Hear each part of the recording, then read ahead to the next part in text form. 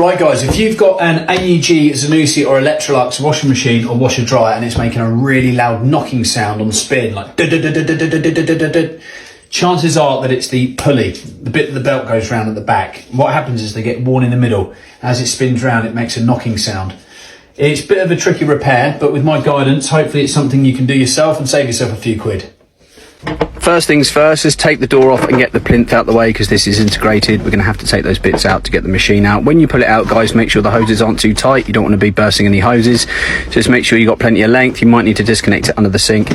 Turn it round to a nice working spot and disconnect the power. We're going to need to take the back panel off because that's where the pulley is hiding. So take the screws out and prise this one off with a screwdriver. That will give us access to where we need to be. So there it is, there's the pulley, and what we're going to need to do is take that bolt out that is in the middle there. Take that bolt and washer off to be able to take it off and get the new one on. So I've got a 17mm socket. You will actually need something like this, guys, and a bar that you can lever from both sides. And I'm not going to lie, this is quite tricky. What you need to do is hold the pulley in place. I use a screwdriver to stop the pulley from turning round. It allows me to undo that nut. That was not my first attempt, so don't get disheartened if you slip on it a few times, but persevere, guys, and you give it a lot of grunt to get that bolt out. And once you have, you can see that we can take it off now, and there you can see it's all wobbly and broken. So get that one off, get the new one on. That's going to fit all nice and snugly, so it's going to be no more knocking sound doing your head in when you've got your machine on. So give it a little tap from either side just to make sure it's on there nice and tight before we put the washer and the bolt back in.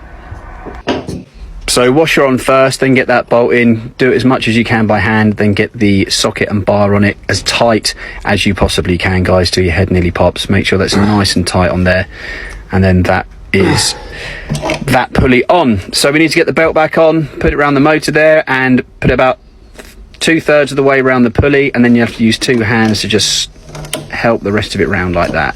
Again, don't get disheartened if it takes you a few attempts to do that. It can be quite tricky if you're not used to doing it. And make sure the belt is nice and central on the pulley.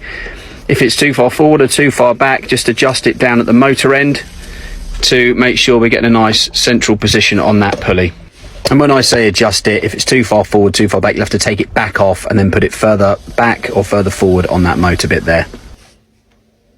So once you've got the machine back in, get all the decorative stuff back together, get that door back on, and then what I like to do is run a test to make sure I haven't kinked the hoses. So I put it on a rinse to make sure the machine is bringing in water. That way we know we haven't kinked the inlet hose, and then I cancel the cycle off, put it onto a drain or spin, and it will ditch the water. As soon as I hear the water ditching out, I know we're all good. And that, guys, is job done. I hope this helps you out.